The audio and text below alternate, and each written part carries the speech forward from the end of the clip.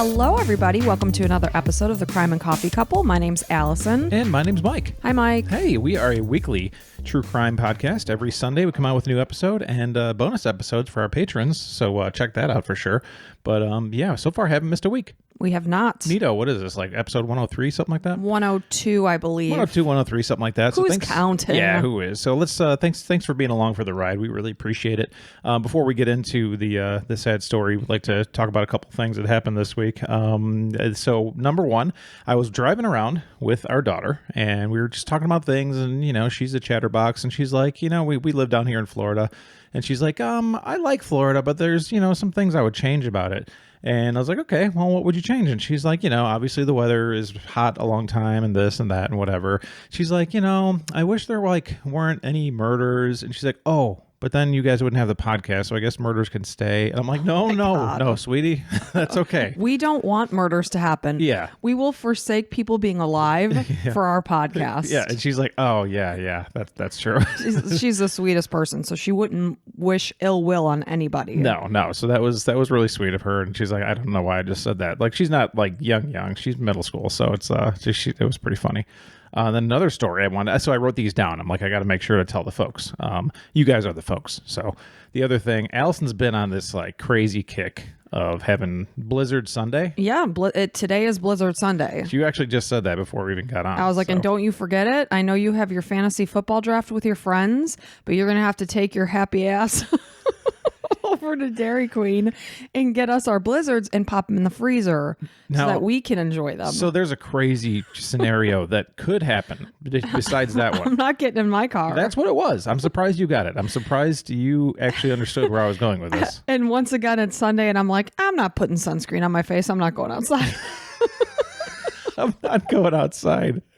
I mean, that happens especially in the summer in Florida. Oh my God. It's so damn hot. We took a 3.5 mile walk yesterday and it was atrocious. It wasn't too bad. I mean, I was soaking wet. Probably all the blizzards. Yeah, it's just coming out of my pores. Yeah, so now she's expecting blizzards every Sunday. Who is this she you're talking about? This one, the lady of the podcast over here. The lady of the manor. She's the lady of the podcast. And so I went out of town last week. I had a show for work.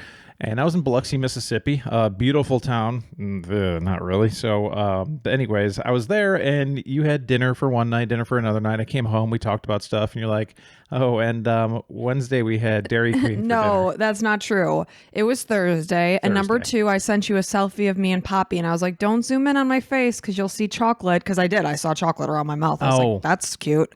That was the clue. Yeah. And then I say, when the cat's away, the mouse doesn't cook, or something like that, even though I had cooked. Well, yeah, I thought you were joking because you did cook earlier. And I made like this gnocchi pasta bake. Yeah. So you were like that, and then we were talking about things, and you're like, yeah, we did Dairy Queen for one of the nights for dinner. I was like, oh, okay, like burgers, and she's like, no, we just did blizzards. Yep. I was like, just blizzards for everybody. All three of you had a blizzard. And she's like, yep. That was our dinner. And usually Allison gets a medium blizzard, but what size? No, it was a medium. Oh, it was. Okay. Normally I get a small. Yeah, you get a small. This one was a medium. Yeah, I went for the big guns. Yeah. So what happened was Reese and I were watching Gilmore Girls, of course, and they were eating ice cream. And I was like, oh my gosh, I want ice cream so bad. That was on Wednesday. And I was like, oh, I could eat my weight in ice cream right now. And I may have been a little hormonal. Definitely. And so the next day at work, I'm like, I don't want that pasta bake tonight. And so I text Cameron at school. I'm like, what do you feel about blizzards for dinner? And he was like, yes. And our daughter really can't check her phone at school, so I didn't even bother. I know what she likes. So it was a torrential downpour as I'm driving home from work. I'm in the Dairy Queen drive-thru. I'm balancing these 3 blizzards on my lap on the way home.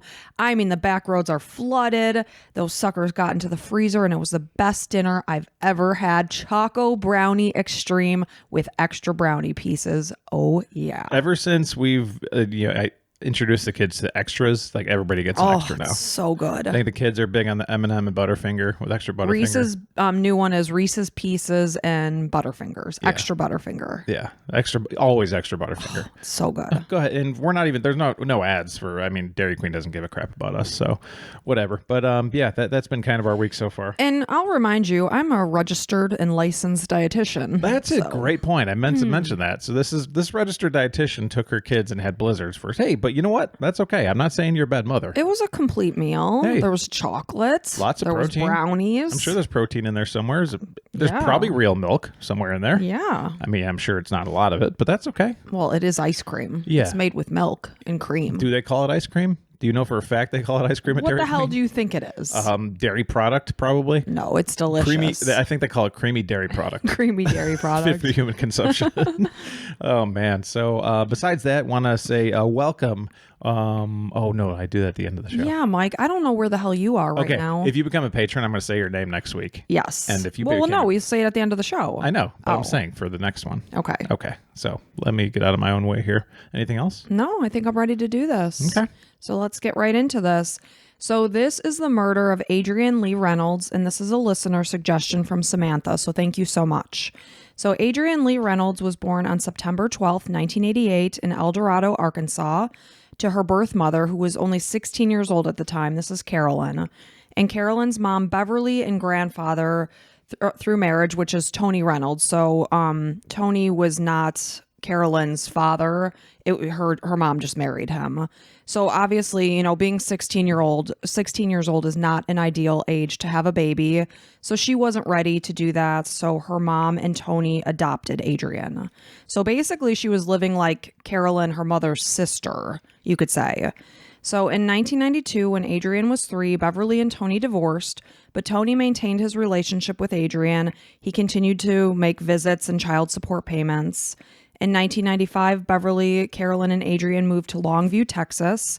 Despite the distance, Tony he was a maintained fixture in Adrian's life. So even though he was living in a different state, he still kept in touch with her. It's cool. Respectable. Yeah. So as Carolyn entered adulthood, she herself got married. She had another child. At this point, she decided she wanted to take Adrian back into her life. She did. Now that she's a little bit older and Ready to responsible. Yeah. She decided, you know, she was going to do that, but it wasn't a very stable household.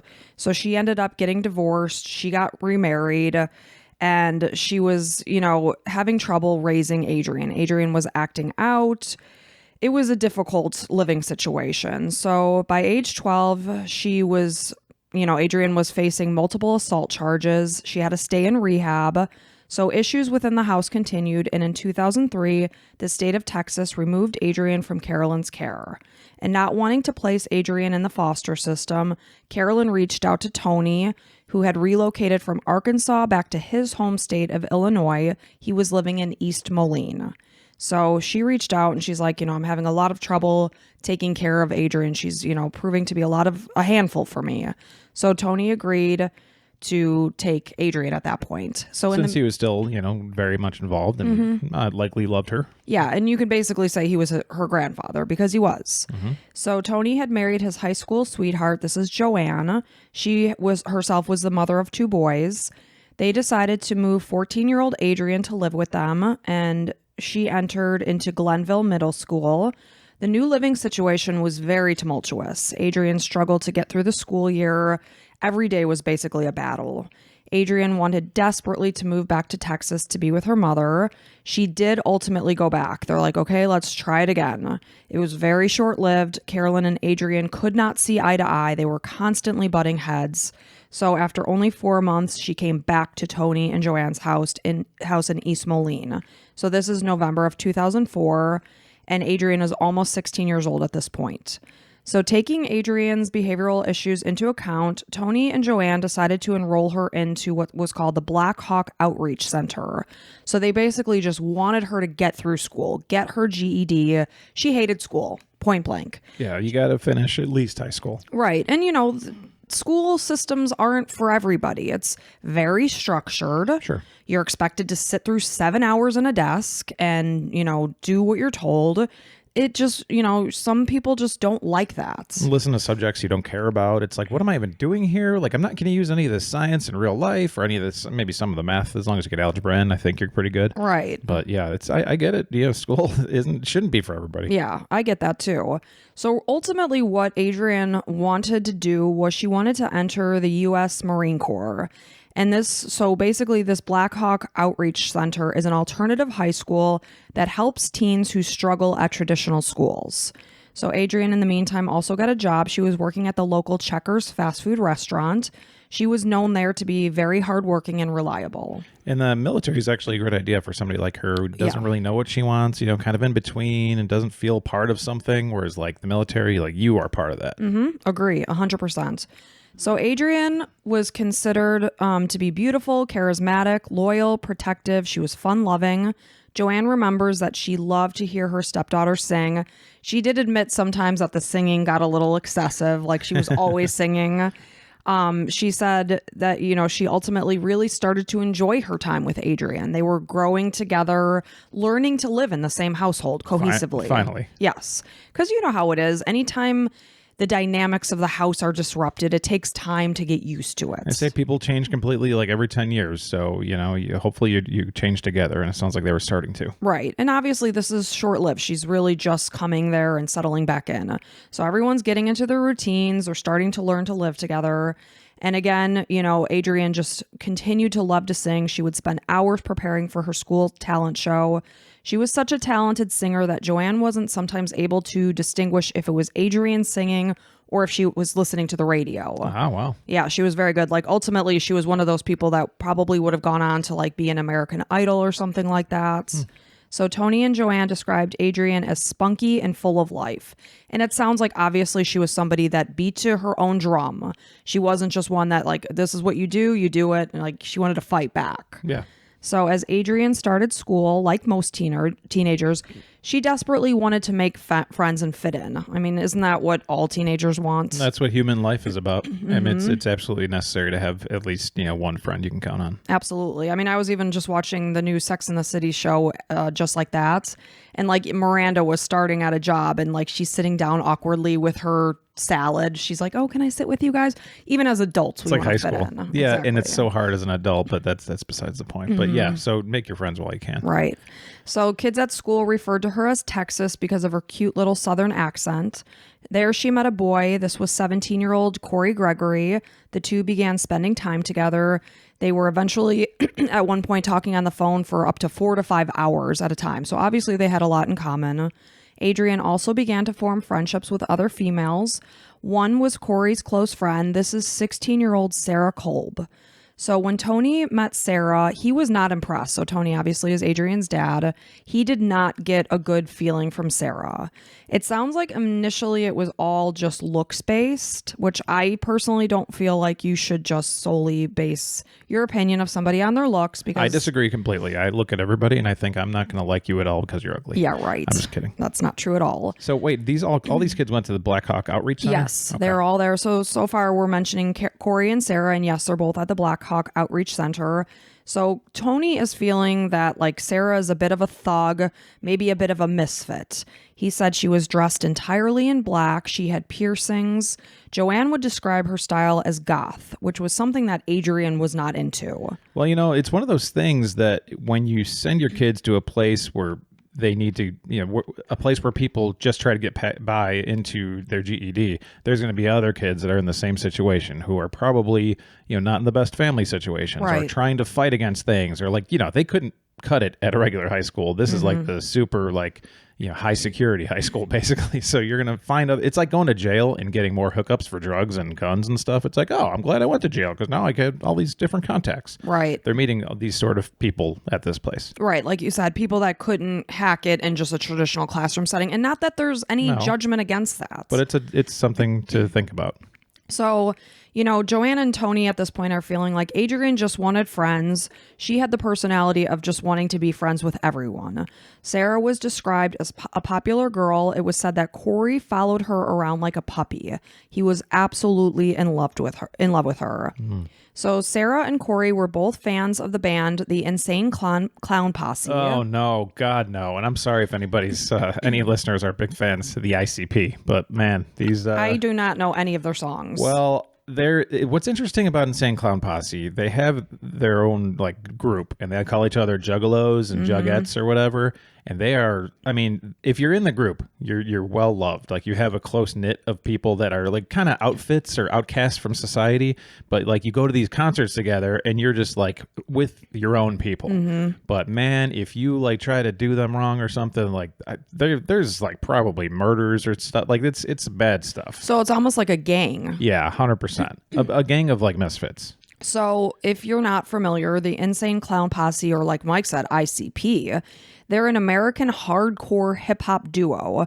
And again, their fan base, these people that really follow them along, are called the Juggalos. And just so you know, they're two like fat white dudes. So you would picture, maybe somebody else, but they are two fat white guys. Yeah, I did see their picture. So and they paint themselves like clowns. Sarah and Cory considered themselves Juggalos. Sarah had dark streaks in her hair. She had multiple face piercings. She was said to have a big attitude. Like Adrian, she also struggled in school. Cory was described as shy and soft-spoken and felt that Sarah was the one person he could be his true self around. Initially, they were romantically involved. This was very short-lived. By the time the story is taking place, Sarah had already ended that part of the relationship, moved on to dating new people. Regardless, Cory remained enthralled with Sarah. And like, so he's enthralled with Sarah, even though Adrian's his girlfriend? No, he's not dating Adrian. Oh, not just a friend. No, they're just Okay, talking. got it, They're got it. meeting and talking. Okay. So she had a new boyfriend, Sarah did, but she maintained her close friendship with Cory, and he harbored an ongoing love for her. The two were inseparable, and they often skipped classes together to smoke weed. So many felt that Sarah thrived on being the center of attention. She loved the fact that she was able to openly date while continuing to receive this adoration from Cory. Yeah. She loved that. She had her cake and she was eating it too. Sure, I get it. So it was Cory that introduced Adrian and Sarah. The two were said to have become instant friends. Cory began to feel jealousy as Sarah and Adrian's relationship progressed. They always say that like three is a crowd because one person's bound to feel left out. Sure. So that's kind of what was happening here. So Sarah is showing more attention to Adrian. Things kind of started to turn a little romantic between Adrian and Sarah. The two were writing letters to each other. You know how it is in high school. You're always exchanging notes. And they did begin to discuss Sarah's bisexual status and Adrian's bi-curiousness. So Sarah's group of friends at this time, they rented a house in Rock Island. So this place quickly, obviously with a bunch of teenagers, is turning into a party spot. Mm-hmm. So one night, Sarah brought Adrian to the house and told her that she was cool with Adrian hooking up with someone that night, which it's like, oh, thank you so much for your permission. I'll do what I damn well please, Sarah. You're not my keeper. Right. So that she obviously is very controlling. She also spread the word around that Adrian was there to get some action. That's what she's telling the people at the party. As the party continued, Adrian complained of a headache. She was offered to lie down in the basement away from the noise. After she was directed to a bedroom, another boy named Cory, this is a different Cory, this is Cory with a K, was sent down to check on her. Only days after the party, Adrian's character was dragged through the mud and disparaging names were spread around school to describe Adrian. It was clear that these issues were stemming from Sarah, which was very confusing to Adrian because she's getting two messages. You can go, be free, hook up with whoever, but yet you're a slut for doing so. Mm-hmm. So it's like you can't win in this situation. No. So Adrian was just trying to smooth things over. Again, she just wants a calm high school life. She just wants to be friends. And it seemed that the more Sarah was pushing her away, the harder Adrian was trying. So in the meantime, Joanne and Tony were noticing changes in Adrian. They were concerning to them. Her appearance was changing, basically starting to match Sarah's style. Sure. And her attitude was becoming more unpleasant. She'd even made some types of hints of suicide. Adrian was taken to a counselor and prescribed medication. Things did seem to settle down. Adrian's confidence seemed to be returning. Adrian's relationship with Cory is also beginning to grow, and the two were talking on the phone and sharing notes with each other. So 2 months into the new school year, or I shouldn't say the new school year, but Adrian's new time at the school, Tony, her dad, is feeling like things were going well. It was the evening of Thursday, January 20th, 2005, and Tony said goodnight to Adrian. He knew that he would be out the door at 4 a.m. He wouldn't see her in the morning. He was driving a truck during the day. So they said, "I love you," and Tony headed to bed. The next morning was Friday, January 21st, and Joanne woke Adrian up for school. She asked her if she was working that evening, and Adrian said, yeah, she was scheduled at Checkers at 5 p.m. So, they went about their business. Joanne went and did her thing. I think she must have been working. Adrian went off to school. Excuse me. So when school ended and 5 p.m. was approaching, Joanne came home. She realized that Adrian had never come home. Normally, she would be home at noon. I guess that's when that Black Hawk outreach program ended. She would complete her chores. She would then head to work for her shift at 5. It was clear she had not been home to change because her Checkers uniform was untouched on her bed. So Tony said that despite the fact that his daughter was not an angel by any means, she always came home from school. She never just didn't show up and didn't go to work. That was not like her. So, of course, they're becoming concerned at this point. So they drove over to Checkers. Adrian, just like they suspected, she had not shown up for her shift. So after Joanne and Tony called around to friends that she could possibly be with, nobody had seen her. It was 8 p.m. at this point. Joanne and Tony decided to contact the police to report her missing. The police considered the possibility that Adrian could be a runaway. Obviously, they're hearing about the fact that she's rebellious. Had Tony and Joanne contacted Sarah and Cory? It's not. They did ultimately talk to her, yes. Okay. So it's not entirely clear at what point they did speak to her. And they said, no, I haven't seen her. Yes. Got it. So she said, I had seen her, but I dropped her off, and we'll get into all of that. Okay. So again, of course, the police are thinking, the possibility that she's a runaway. Tony is saying, yes, I do realize it, but this isn't like Adrian. I'm concerned. Yeah, she's the challenge sometimes, but she wouldn't do this, basically. Like, they know her character. It's like, just trust me, this wouldn't happen. That, and paired with the fact that she hadn't gotten her paycheck at work and she had taken none of her belongings with her. Just didn't make sense. Paychecks are what it's all about, man. A hard worker, they're going to want that paycheck. And it's January in Illinois. It's cold, and none of her things are missing. So when kids at school were spoken with, they informed police that Adrian left school that day at lunchtime with Sarah, Cory, and another boy. Police called Sarah to see if she had seen Adrian. She said, yes, I had seen her that day between about 12:30 and 1. She said that Adrian hadn't wanted to be dropped off at home, so they dropped her off at the nearby McDonald's, indicating that she didn't want her parents to see her riding in a car with a boy. She also indicated that there was another occasion where Adrian told her parents that Cory was just Sarah's brother. Sarah said that McDonald's was right across the street from where Adrian lived, and she hadn't heard her or seen her since she dropped her off there. So Sarah suggested the idea that Adrian could have run away. She voiced concern about her friend. She asked police if they would please contact her if they heard anything. Tony spoke with police and said that it was true, that he did not approve of Adrian riding around with just some strange boys, but the story just didn't make sense. Tony was never, ever home from work at noon. So she'd be totally safe. Yes, and he knows that Adrian knows that. There would be no reason for her to worry that if she was dropped off at home at the noon, 1 o'clock time, that he would be there to even see it. And her friends would know that too. And your friends get to know when you can get away with stuff or whatever. Right.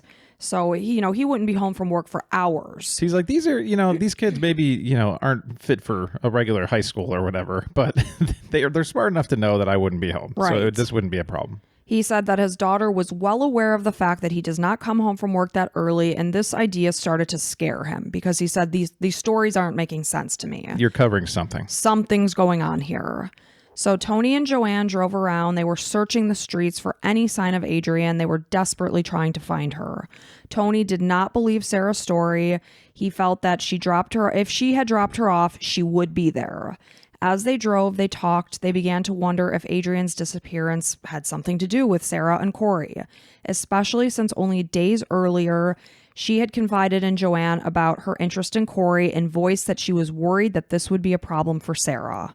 Joanne said that Adrian told her that she had to conceal her friendship with Cory from Sarah in fear that she would become jealous. Man, I mean, right away, if I had a kid that was mixed up with people in the Insane Clown Posse crowd, they're not like dangerous, murderers. That's not what they're known for, but it's an interesting thing where like you're allowed to be whatever you want to be, and like anything is accepted. So even if you are a murderer, they accept you. Like it's just kind of because you're a member of the Juggalos. So it's like that whole group just generally is going in a direction you don't want to be going. Now, let me ask you this. Are they based on hate or No. just anything? Really, it's about love for each other, which is interesting. Well, right? okay, fine. Love for each other. What about people who aren't juggalos? Do we Yeah. hate people who are different from them? I don't want to speak for the Juggalos, but I believe it's just like it's more just inward. Like we just love each other. If you make fun of us, yeah, we're gonna back one of our own, obviously. But otherwise, just leave us alone. Everything's cool. It's not like going around smashing cars of people who aren't. It isn't like that.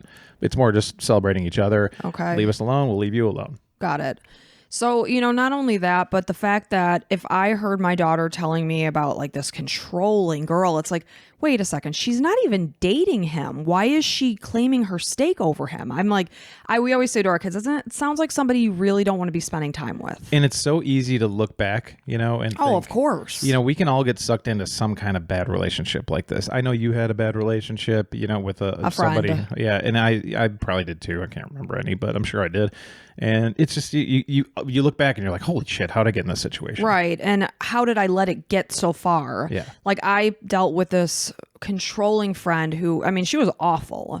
She would call me fat all the time. Then when I lost weight, she had problems with that. If I was happy, she wasn't happy. If I was upset, she was happy. She hated our relationship in high school. Tried to break us up. It was not until I turned about close to 18 that I realized like a light bulb went off. I was like, what am I doing? And you're you're one of the smartest, most driven people I know, anywhere. I'm not just saying that because you're my wife, but for somebody like you to fall under that, anybody, it's possible any of our kids or any of your friends could fall into something like this. Right. And, it just took for me, and that's the whole point of becoming an adult is finding your own way. As a parent, you want to give your kid advice, but they have to make their own mistakes in order to learn and grow. So I am not placing any blame on Tony and Joanne. All of this is happening very quickly. Yeah. And there's a lot you don't know with teenagers. You got to give them their own space. You got to let them make their own decisions. You got to let them fail on their own. And obviously, Adrian was trusting Joanne because she was opening up to her and telling her these things. Yeah. And, it's Tony and Joanne are feeling like clearly Sarah is the type of girl that wants to be in control of every situation. That's the way I see it too. So it would eventually be discovered that Cory learned early on that Sarah was a very controlling person. He actually liked that. He liked that she would take control of the situation. And, he felt that this aspect was an important part of their friendship. He said that he met Sarah at the mall. They ended up smoking weed behind Gordman's department store. From there, they began hanging out every day. Cory had previously been a good student, a fun-loving boy. By sophomore year, he had become heavily involved in pot, heavy metal music, and Sarah Kolb. And those that knew him felt that this consumed the boy that he once was. That's too bad. It's not the pot and the heavy metal music. I knew plenty of people in high school that were into both and very good students. There's one guy, Paul K. He was the smartest guy I knew, totally into pot and heavy metal and everything. So we're not saying anything about that, but just it shows you get involved with the wrong crowd. Right. And then You start changing. Your priorities are different. And you know how teenagers can be chameleons. They just want to form into who their friends are. So he, in turn is now becoming sullen, withdrawn, even sometimes violent. So Cory said that he was attracted to the way that Sarah dressed. He loved her baggy pants, her black band shirts. They dated, but only for a few weeks. And of course, Sarah is the one that ended it and She's said, like, no, we're not dating anymore, but you can hang out still. You can still be a puppy dog. I'm sure she made out with him every once in a while, that whole thing, just trying to string him along. Yes. She knew she had him. And, she maintained that she just wanted to be friends. So Sarah eventually convinced Cory to transfer to her school, where she had the reputation of being a very angry girl. She made a journal entry saying, "It seems as if everyone is driving me crazy and all I want to do is slaughter them like the effing sheep that they are." Hey, quick update. If everybody's the a-hole everywhere you go, guess what? You're the a-hole. Who's the common denominator in this? So Cory said that Sarah wasn't angry about anything in particular, but she had an anger problem and she got mad over the smallest things. He said that when she was upset, she was off the wall. She would scream and throw things. So Cory's parents are Bert and Teresa Gregory. They never witnessed Sarah's anger firsthand, but they did worry about how infatuated their son had become with Sarah. And, despite her ending the romantic relationship, he's still following her along as if they're dating. So it's kind of like you say, well, what are you getting out of this relationship, Yeah. So Teresa said that Cory desperately wanted to be Sarah's boyfriend and likely just thought if he hung in there long enough, she would come around to the idea. That's exactly what I'm thinking. It's just like someday she'll change and that'll be She'll we'll see be the together. light. Yeah. Plus you get to like be with them and smell them and all that stuff and just kind of hold their. I'm sure she held his hand once in a while, be like, oh, I'm good, whatever, help me with this, and then you get those butterflies. You're like, Yeah. For a person that you're like infatuated with. It's a shitty situation for Cory. That hurts. Yeah. So Teresa, Cory's mom, said that he was exceptionally loyal to Sarah. So Cory expressed his feelings towards Sarah in a letter. He wrote, "I love you. I have since the first laid eyes on you. You are all I think about. You are the only one I feel I could speak my emotions to, and I want you to know I will always be there for you." I'm sure she loved that. I'm sure she kept it and looked at it all the time, just like, oh, just one of my many men. Like a power trip. Yeah. Adrian's arrival in November of 2004 disrupted this relationship. When Sarah and Adrian wrote to each other, they began asking innocent get-to-know-you questions like, what is your favorite color? What is your favorite band? Sarah said that she liked the color purple and she liked heavy metal music. They discussed dating each other and the sexual tension was obvious. Adrian asked Sarah in a letter, what is the most you have ever done with a girl? Are you bisexual or are you straight lesbian? Adrian implied that she was bisexual. This was something that Tony hadn't known about his daughter. After the house party in December, the relationship crumbled. This is when Sarah started to become really outspoken and nasty, spreading things around school about Adrian. And maybe Adrian just said those things to make Sarah like her more. Who knows? Who knows? Maybe she was quite, teenage times are an interesting time. You're finding yourself. Yeah. So, it was obvious that Sarah was jealous that Adrian was getting attention from other boys. Cory believes it was also because she herself wanted Adrian's attention. So it's like she just wants it all. Well, with Sarah, that she's the queen bee. So if you're not treating her like she's number one and, asking her if you can make out with certain people, then you got a problem. Ugh, Sounds like Sarah sucks. If you tell me what to do, I'm going to do the opposite. I mean, that's just how my personality is. I can confirm that. Yeah. So upset by the rejection, Cory said that Adrian called Sarah every day in order to repair the friendship, but she would just pick up the phone. She would either yell at her or just simply hang up. On December 15th, Adrian wrote and asked Sarah why she didn't talk to her anymore. And on December 30th, she wrote saying that Sarah was just looking for a way just not to be her friend. Joanne and Tony were completely unaware of these letters, but Joanne did know that Sarah was bad-mouthing and even sometimes threatening Adrian around school. So Not surprising. Yeah. Joanne said that Adrian told her that she was scared of Sarah and said that there had been a lot of fighting at school. Sarah would yell at her and tell her to commit suicide. Nice person. Sweetheart. Real doll. So Adrian continued to write, pleading with Sarah to allow them to just start over and be friends. Why do you hate me so much? Why do you want me to die? She just couldn't understand where this hate was coming from. She just wanted to understand it. And the human psyche is, as you're being pushed away, you want the other thing more. I know. Which is interesting how we are as humans. Like if you're told you can't have something, then all of a sudden you kind of want that thing more. Right. And that's what Sarah really just loved. And she was absolutely loving this situation right now. She loved it. So Cory indicated that he and Adrian had only kissed a couple of times. He said that when Sarah found out, she got mad. She hung up on him. Cory talked with his mom about this whole situation. She stressed that he was not dating her and she had absolutely no right to tell him who he could and could not be friends with. The next day, Cory and Sarah made up, but she remained furious at Adrian and wrote about it in her journal, which was this day that Adrian disappeared. This is Friday, January 21st, 2005. So she wrote, stupid B needs to back off my Kool-Aid. She's going to give him a note. Yeah, well, I will effing kill her. In contrast to what she wrote, Sarah ended up being very nice to Adrian that day at school. So what ended up happening was she invited her to lunch, and then this is where she said after lunch, she dropped her off at the McDonald's. She didn't see her again. Quote unquote. So that's her story. So Cory wasn't surprised by this whole situation because he felt that Sarah is the type of person that will hate you one day and be friends with you the next. He's just like, oh, this is my entire life. What an absolute nightmare. Hey, welcome. It's like, those people that you say you have no idea what to expect of their mood. It's like the weather. One day they're like happy and nice. The next, I live next door to a girl like that in the dorms. It's just a nightmare. It's like you're coming up to this boiling pot. Like, is it going to bubble over? No. Is it safe today? Oh, okay. Hey, how's it going? And people like to know what to expect. Yeah. So it's very unstable when you have no idea which side of the coin you're going to get. So Sarah was born into a military family. They frequently moved around.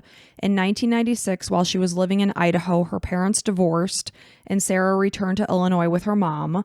As Sarah moved into her teenage years, her relationship with her mom was very strained.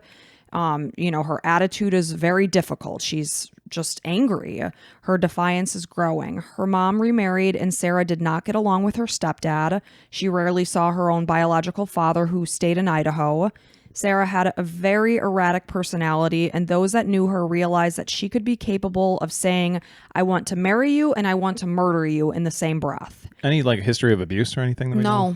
Nothing like that. So probably some mental disorders of some sort. I would assume so. Very, you bipolar. I'm not a psychologist, but it seems very unstable and bipolar. Yeah.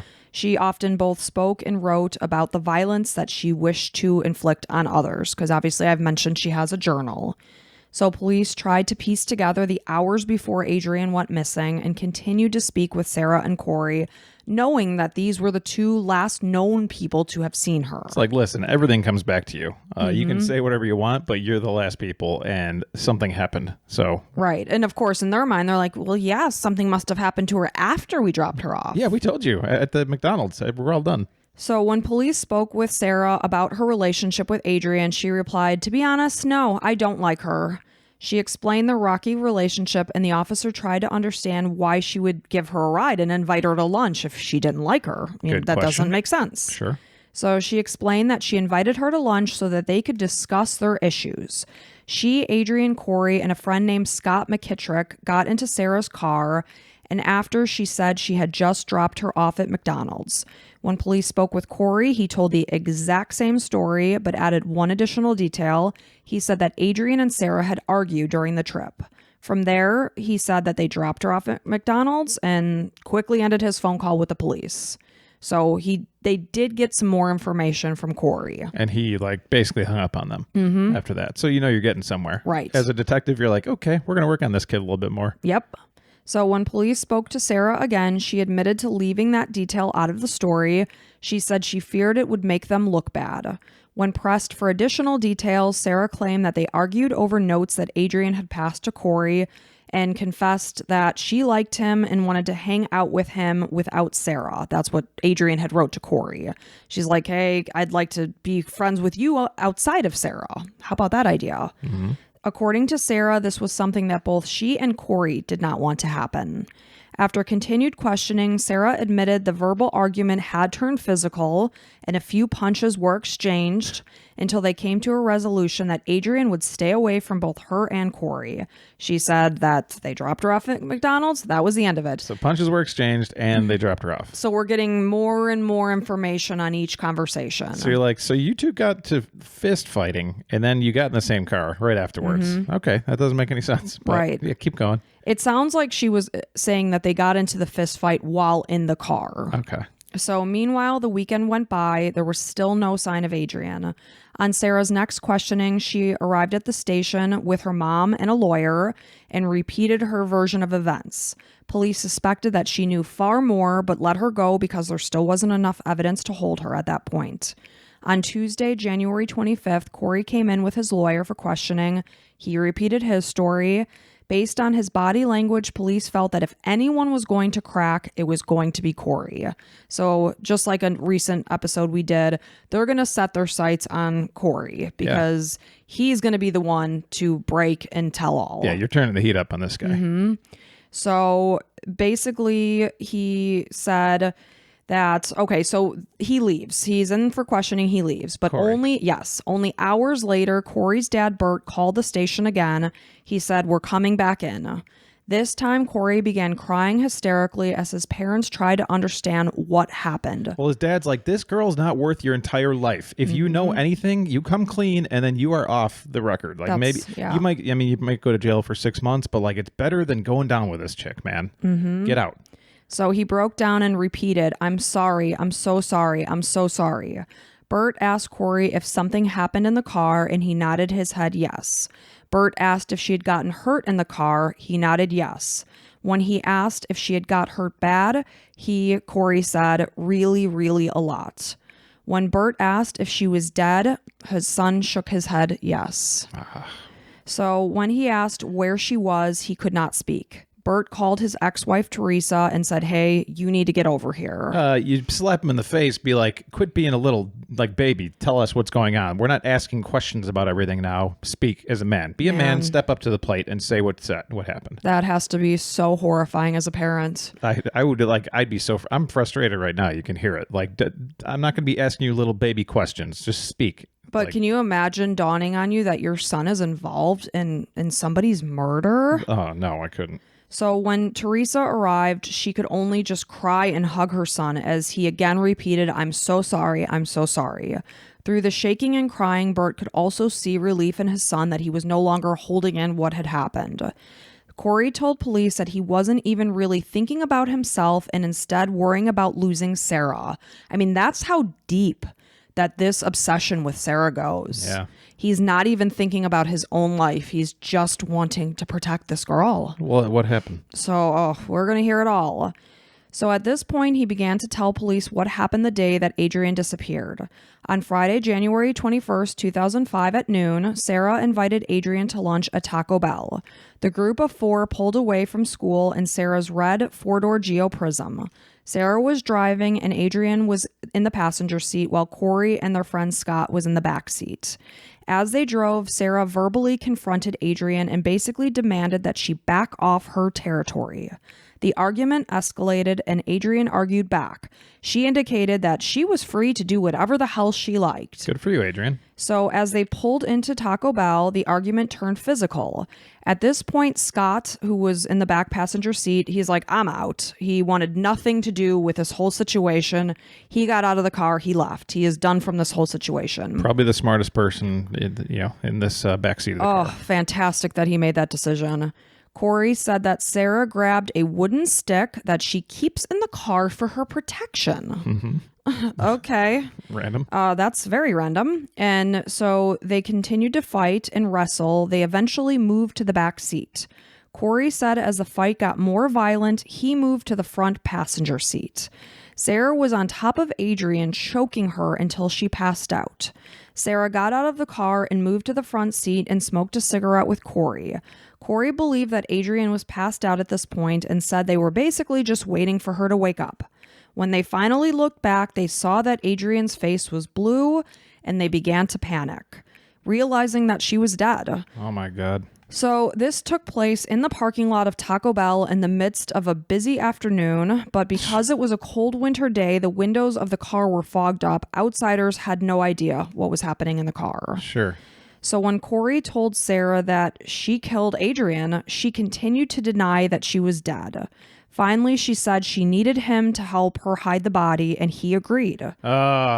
That gets him. Yep. He said that he did not consider calling anyone because he cared too much about Sarah and did not want to see her go to jail, so he followed all the instructions she gave him. They moved Adrian's body to the trunk, which I don't know at what point, because it's not like when you're sitting in the Taco Bell parking lot, you can just take a girl's body out and stick it in the trunk without people noticing. Sure. So I'm not sure when that happened. So it was Sarah's idea to drive to her grandparents' farm. There they wrapped Adrian's body in a tarp. They planned to bury her body until these dumbasses realized, it's January 21st. The ground is frozen. Yeah, it's going to be hard to dig. So Cory indicated at that point they moved on to plan B. He poured gasoline on the tarp and used a butane lighter to set Adrian's body on fire. He said that he and Sarah stood away and Sarah cried on his shoulder as he comforted her. And it's sickening, but this is like probably giving him good feelings, like I'm doing this for my girl and she's going to want me after this and stuff. And it's bringing us closer together. Yeah, gross. So he said that since they couldn't bury her body, and this is so messed up, the only proper thing to do was cremate it. Sure. It's like, yeah, sure, you're so compassionate. You've got all your chickens in a row here. Police said they absolutely doubted this and indicated that they were the only reason why you're burning her is to try to hide the evidence so that you won't get caught. Cory said they felt bad at the time and felt that this was the proper thing to do. Yeah. So, dumbasses, a cremation doesn't just occur like that. So now they're like, oh, geez, plan B's not working. Yeah, but the bodies, there's still a lot left here. Well, if you knew, like, bodies cremate over the course of, like, however many long hours. And really, really high heat. Yes. So they're realizing her body just isn't turning to ash. And now they have to figure out a plan C. So this is just getting really ugly. So he said that they are talking and Sarah says, we have to get Adrian's body off my grandparents' land. So she asked Cory to dismember Adrian's body. And Cory, he refused. Okay. He said, though, that he did think of one of their friends. Which, I mean, what kind of people are you hanging out with? You don't want to be that person that gets called when somebody needs dismemberment. I mean, that is like That's truly sickening and messed up. Yeah. So what comes to mind for him is 16-year-old Nate Gaudette, who is into blood and gore. They said that he is the type of kid who would go around killing animals. Good person. Yeah, hang out with him. So Sarah called him, figuring that he would help. The next day, Sarah had to work a shift at the local movie theater and couldn't go back to the scene of the crime until Sunday. And obviously, Sarah's a complete idiot. I mean, in a psychopath. But you don't get more people involved in this murder. You know, that's the worst thing to do. But luckily, you're stupid. So good. So it's Saturday now and she's working, but at some point they picked Nate up. They spoke with him about what the plan was. He agreed to help and was told to bring a saw. The next day they got Nate, and as they drove, they tried to distract themselves and talk about music. When they got to the farm, Nate dismembered Adrian's body. Again, this is a 16-year-old. That's sickening. I mean, I don't know what could be going on in this person's head to just be like, yeah, okay. Oh, I'll do it. You have somebody that I probably know or have at least heard of. You want me to dismember them? Yeah, okay, we'll do it. And during this time, Sarah and Cory stood by laughing over jokes. I mean, sick. Wow. They dumped most of her remains in a ravine on the property and covered them with branches. Cory held open a trash bag as Nate placed Adrian's head and arms inside. Oh my gosh, this is just so sick. They placed the bags in Sarah's trunk and drove to McDonald's to eat. Yeah. Cory ordered a double cheeseburger, by the way. That's what police were like, you were able to eat? They specifically said, like, what did you order? Right. And he explained, well, you know, we were high at the time, so we were hungry. So that's why we stopped. After their lunch date, they drove to a park called Black Hawk Historic Site, and they looked for a place to bury the bag that contained Adrian's head and arms. They feared that these remains could positively be identified to belonging to Adrian, so they really wanted to hide them. Cory said that Nate held the bag in one hand and concealed a shovel in the other under his trench coat and ran through the woods. As they ventured on, they noticed a manhole and felt that this would be a good place to dispose of the bag, because I'm not quite sure why they have a shovel, because if the ground was frozen at the farm, the ground will also be frozen here. Yeah, I was wondering where this was going. You complete idiots. So, you know, ultimately they find this manhole and they put her remains in there. Well, manholes go somewhere. Yeah. So Cory agreed to take the police to this location. And at 11 p.m., 4 days after Adrian disappeared, Cory led police down a steep, icy path, and under a pile of dirt, police did discover this manhole cover, and several feet below, they located the bag. Wow. So police called Adrian's parents at 2 a.m. and informed them that they were at their front door. Joanne said that her stomach dropped as soon as, you know, they got this call. Tony felt that the world just changed to slow motion. He said it was the worst feeling he had ever experienced. Well, it's like the whole world goes in black and white or something, and you're just like without somebody that you love dearly. So sad. The next morning, Cory took police to the farm where Adrian's body had been buried and her other remains had been hidden. It wasn't until the following day that Adrian's family learned about the dismemberments. And this was the same day that that Sarah and Cory were arrested. So this was February 1st, 2005. Tony said that he had never cried more in his life. Learning that his daughter had been murdered was absolutely horrific, but hearing what happened after was really the hard part. I mean, it's just disgustingly horrible how horrible of a situation your sweet daughter was in. And to think that this is at the hands of two 16-year-olds and a 17-year-old. Like, you can't fathom it, that this could actually happen. So the medical examiner could not conclusively determine the cause of her death, but findings were compatible with strangulation because obviously she'd been torn apart afterwards. Right. So, well, I mean, it makes you feel maybe a little better that she was, didn't feel any of that extra stuff. right. But I mean, but still, to think about what she went through. it's just horrific. Yeah. Cory's parents were horrified and could not wrap their heads around how he could have disconnected his feelings in order to do such a thing. And, especially such a gruesome act, they said it was not like Cory at all. They could not understand how this had happened. Well, you look back and think like, man, if we just would have not let him go to this high school, none of this would have happened. And, you can question anything. It's just sometimes life just happens. And right. You got to deal with it. And Teresa feels that if anyone says something like this could never happen to their son, they're fooling themselves because no one is exempt from this kind of horror, since teenagers are at a place where they're trying to find themselves in life. It's like, yeah, teenagers are trying to find themselves in lives. I don't think like this is a normal part of that situation. No, but I mean, it happens. I mean, she's right. You can never say it'll never happen. I mean, you never know. I guess not. So police went back to the story of how Cory said that Adrian was murdered. He said that Sarah choked her. He said that he sat up front smoking and looking out the window. Adrian's father does not believe this for a second, and he feels that there's no way Sarah could have just done this by herself in the backseat, and that Cory's just innocently sitting there smoking a cigarette. So it's their belief that because he is so loyal to Sarah that he joined in to help. Yeah, I guess I can see that. I don't know. I'm curious to see where this goes. So on October 31st, 2005, Sarah went to trial after pleading not guilty, and Adrian's parents were there every single day trying to just see an ounce of remorse for what she had done. Joanne said that she had a permanent smirk on her face as if to say, "Here I am." Tony said that she never once made eye contact with them. They described her as just cold as ice. Not a big surprise. Sarah took the stand on her own defense and only admitted that she pulled Adrian's hair. She said that Cory had been the one who had snapped and began to attack Adrian without warning. Out of nowhere, he said, "She is not one of us, Sarah," and began to choke her with his belt around her neck. So she said that he threatened to kill Sarah, her family, and even her cats if she didn't help with the concealment. Cory testified that Sarah strangled Adrian with the belt. So now this belt is coming into play. Yeah, you should be able to find out, via evidence if this is true. It's believed that Sarah was the leader and that she was motivated by jealousy, and Cory was motivated by his love for Sarah.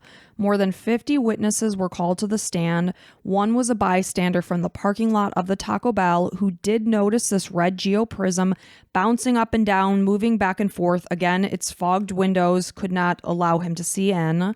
He was unable to see inside, but wrote the scene off to teenage shenanigans. He's like, whatever, I'm going to get my burrito supreme. I would too. Maybe kids are just trying to get attention. And, I used to do that. You parked your car and just like rock your car back and forth or whatever. It's like, I don't want to get involved. Yeah. Whatever. Kids do being kids. November 15th, 2005, after 15 hours of deliberation, Sarah's trial resulted in a hung jury since one of the 12 jurors thought that she was innocent. Oh, you dickhead juror. But during... she's at least guilty of something. Right? Come on. 100%. I mean, that day she wrote in her journal, "I'm going to effing kill her." That's insane. I mean, I guess it's a whole beyond a shadow of a doubt. But yeah, I mean, let's all be serious. Sarah's a bad person. She doesn't need to be out in public here. Like, let's put her in jail for a long time. Anything that she's around, anybody... she's going to affect them negatively. Mm-hmm. Let's get her out of society for a few years. So she had a retrial in February of 2006, and there she was convicted of murder and concealing a homicide. She was sentenced to a 50-year sentence in prison, 48 years for the murder, and 5 for concealing a homicide. Okay. But now, so what was she not charged for in the first one where there was a hung jury? And how could they retry her? Probably for a different charge? Well, yeah, because one of the jurors did not feel she was guilty. Oh, so it's like, it's not saying not guilty. It's just saying no decision. Right. Okay. Exactly. Yes. So Nate Gaudette pleaded guilty to concealing a homicide, and Nate casually told the jury about his role. He said he was just there to help some friends. Yeah, nice guy. He was charged as a juvenile and was sentenced to up to 5 years. He was released on November 11th, 2008. He was 20 at the time that he was released. I mean, he's going to has problems. Oh, I mean, this person has to be a psychopath. Yeah, and now you say what you will, in his mind, he was just taking care of something that was, that's unfortunately, Adrian was already gone at this point. So you hope that just his strange fascination is just that part, and he's not going to go after and try to do it to somebody, but I don't know. Anything's possible. Regardless, 3 years later, at age 23, on April 16th, 2012, Nate was in the car with 2 other men when their car struck a tree in Indiana. They were all killed and burned beyond recognition in the car. So, I mean, very, sad, but else. Cory pleaded guilty to murder and concealment and received a 45-year sentence. Wow. Pleaded guilty to murder. He did. He apologized to Adrian's family during the trial, though maintained that he did not kill her, admitting only to holding the belt that Sarah placed around her neck. Okay, so you did kill her. So he said that after she was dead, he said, "It wasn't really tight. I was just holding it in my hand. I thought she was dead, so it really didn't make a difference that I was holding the belt." So, I mean, that really implicated his guilt. Well, he's also starting to have just a little bit more to the story. There's more that he's not telling people. So. And he said he was so used to doing whatever Sarah wanted that he just simply wanted to help his friend. Yeah. Well, I mean, forget anything you know in your brain that is right or wrong. Mm-hmm. Dickhead. In 2012, the U.S. Supreme Court issued a ruling that was imposing a mandatory life sentence without the possibility of parole on a juvenile offender is considered to be unconstitutional, and sentencing over 40 years for juveniles is considered a life sentence. So they were evaluating that whole situation. In 2020, a judge denied Sarah's petition for a new sentence hearing. Cory Gregory now identifies as a female and goes by the name Harley Quinn, and she filed an appeal for a reduced sentence in 2022, but the original sentence was upheld, and her projected date of release is July 26, 2047. Now, that's interesting. Does she get to go to a female facility No. now? Okay. She's maintained in an all-male facility. Interesting. Yeah. That's a curveball, I would say. Yeah. So, I mean, Sarah should never see light of day. I mean, she's just a complete scumbag. And whatever. Harley Quinn. So Sarah's appearance has also greatly changed. They did not mention that she identifies as a male, but I will tell you she has close cropped hair and a beard. So I don't know, but she's still identifying as Sarah Kolb. Regardless, according to the Illinois Department of Corrections website, Sarah's projected parole date is July 18th, 2053. Despite the sentencing, Tony knows that his daughter will never be coming home. He said that he runs often, and every step of the way he thinks of his daughter. Tony and Joanne know that they can never bring Adrian back. They were very relieved to hear that Harley Quinn's sentence was upheld because they gave their daughter a life sentence. She will never be coming home. And they deserve, according to Joanne and Tony, they deserve every single moment they spend behind bars. Yeah, for sure. I mean, this just goes to tell you, any kids who are listening to this or parents of kids that are into a group that might be going the wrong way, it's very important to share this kind of story with them, because poor Adrian got mixed up into these people.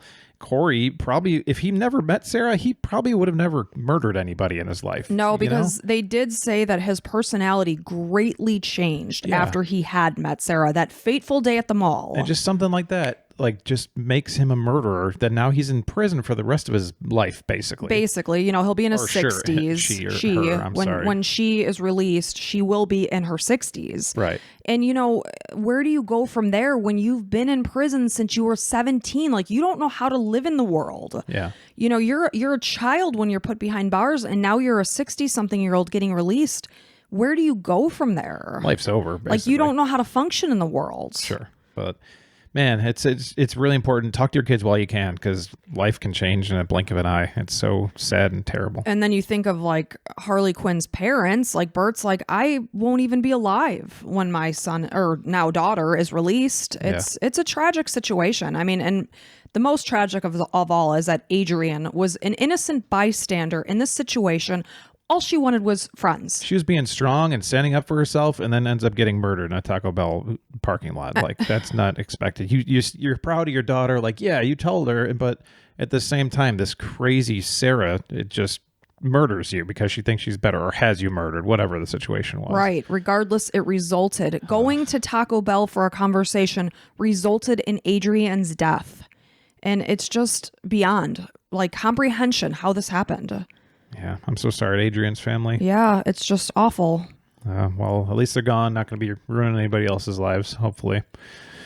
Well, thank you for telling Adrian's story. Very important to hear. And again, parents and kids, if you're in the wrong group, not saying just stop, but like keep this in your mind. It is possible that this could happen. You know, that crazy friend that you think is just like kind of up for anything? Like that's what Sarah was. She was just like this psychopath that you didn't know about quite yet. Well, she carried around a lot of anger and hate. It wasn't just Adrian that she wrote about wanting to kill. You know, she had so much anger inside of her, according to the things that people saw and what she wrote in her journal.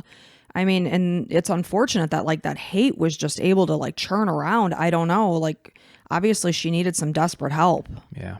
Well, thank you again for telling Adrian's story, and thank you for listening, everybody out there. And we do want to say, if you want to listen to more episodes, you can become a patron, up to 30 episodes, depending on the level that you choose.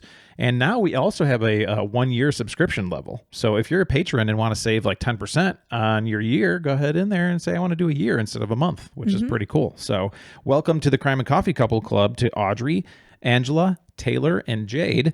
Jade is our first 1-year subscription. Oh, that's awesome. Yeah, thank you so much, thank Jade. you all Thank you all. We very appreciate each and every one of you. But if you do want to just support us and keep us going, Patreon, you know, is kind of the way to go. And we appreciate each and every one of you. And we will be back next week. And until next time, Bye.